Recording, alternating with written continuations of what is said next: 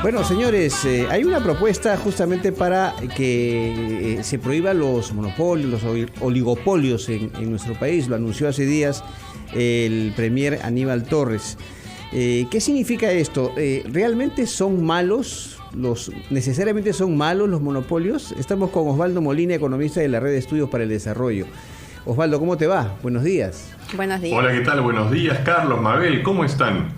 A ver, sí, hace unos días el gobierno presentó al Congreso un proyecto de ley de reforma constitucional para prohibir los monopolios, oligopolios y el acaparamiento en el país. Y si bien esto puede sonar bien, a ver, veamos qué hay detrás y qué es lo que realmente podríamos estar haciendo mejor.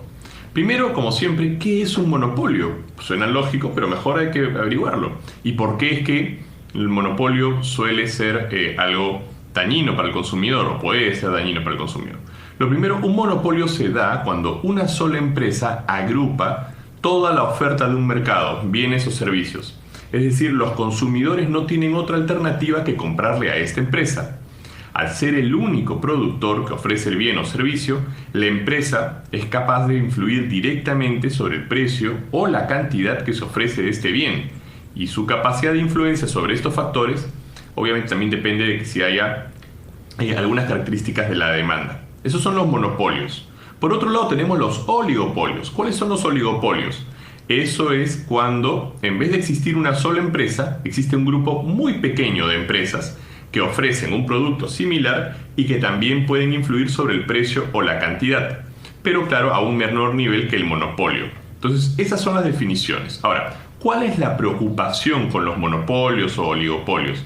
En realidad, es que estas empresas suban demasiado los precios y no se preocupen en mejorar la calidad del producto que ofrecen, ¿no? Es decir, que abusen de su poder. El gran temor es que como son el único productor o los únicos pequeños, digamos, los únicos productores son pocos, tienen mucho poder y que abusen de este poder, ¿no? Que lo utilicen para subir los precios, perjudicando a los consumidores. Y eso evidentemente no debemos permitir, ¿no? ¿No es cierto? Lo que nosotros debemos hacer es incentivar la competencia para que los consumidores se beneficien de buenos precios y calidad. Pero ahora pensemos dime. Una duda. ¿Tiene sentido? O sea, ¿era necesario que se presente un proyecto así? Porque la Constitución, en su artículo 61, habla justamente de que el Estado debe alentar la libre competencia y no los monopolios. O sea, entonces la primera pregunta es, mira qué interesante, Carlos.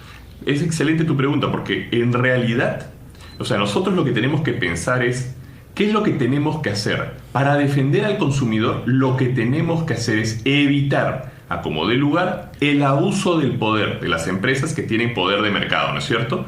Y el artículo 61 de la Constitución ya no dice eso, es decir, ¿los monopolios acaso ya no son fiscalizados en nuestro país? Mira, Carlos, te leo textualmente lo que dice el artículo 61 de la Constitución. Este dice, el Estado facilita y vigila la libre competencia, combate toda práctica que la limite y el abuso de poderes dominantes o monopólicos. Ninguna ley de concertación puede autorizar o establecer monopolios. Entonces, la Constitución ya hace frente a este tema que es clave, que es evitar el abuso del poder, porque eso es lo que tenemos que hacer, ¿no? El número de empresas es importante, claro, pero lo importante es eliminar el abuso de poder. De hecho, este tipo de regulación está acorde con las prácticas que se siguen en los países desarrollados y en la OECD, ¿no es cierto? Porque no se prohíben los monopolios, sino que se les regula y se les sanciona el abuso de poder, ¿ya? De esta manera se protege al consumidor de posibles abusos que impliquen precios más altos y servicios de menor calidad. Y ahí, Osvaldo, entraría a tallar Indecopi.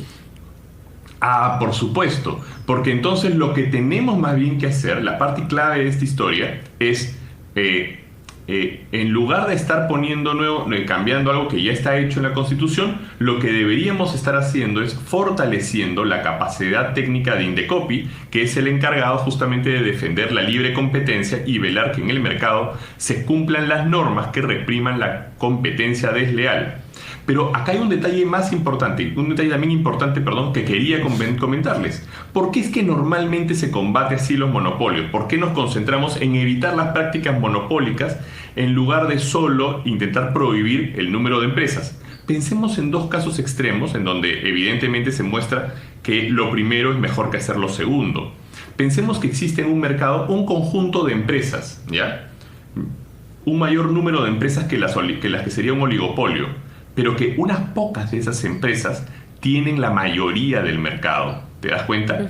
Y podemos incluso imaginar un caso más extremo, que esas pocas empresas incluso acuerdan los precios entre ellas. Claro. ¿Te das cuenta? En ese caso sería terrible, pero claro, como no es oligopolio, no la veríamos. ¿Te das cuenta lo que te digo? Claro. Lo que tendríamos que estar viendo es el abuso de poder. Mira, esas empresas están abusando y están haciéndole daño al consumidor, por más que no sea un oligopolio. ¿Te das cuenta?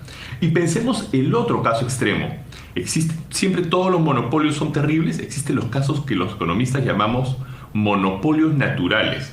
Esto ocurre cuando resulta más caro que en un mercado haya muchas empresas en lugar de solo una. Y te pongo un ejemplo súper claro, ¿no? Imagínate el abastecimiento de agua y saneamiento, ¿no? Sí. Imagínate por un minuto que en tu distrito no hubiese una empresa de agua y saneamiento, sino que hubiesen 10. Sería ¿Te más imaginas caro? ¿Cuánto costaría poner, ¿no es cierto?, la planta de tratamiento de esas 10 empresas? Invertir en poner todas las tuberías por parte de cada nueva empresa. Eso saldría carísimo. ¿Se imaginan muchas empresas competitivas que distribuyan el agua potable? Toda la infraestructura en la que tendrían que invertir por cada nueva empresa, esto haría más caro el servicio. ¿Sedapal es un monopolio? Estos casos... ¿Perdóname? ¿Sedapal es un monopolio? Bueno, Sedapal es un monopolio, por supuesto, ¿no? En su ámbito geográfico es un monopolio, nadie más. Pero nuevamente, es un caso especial, son monopolios naturales, en donde si pusiésemos muchas empresas saldría muy caro.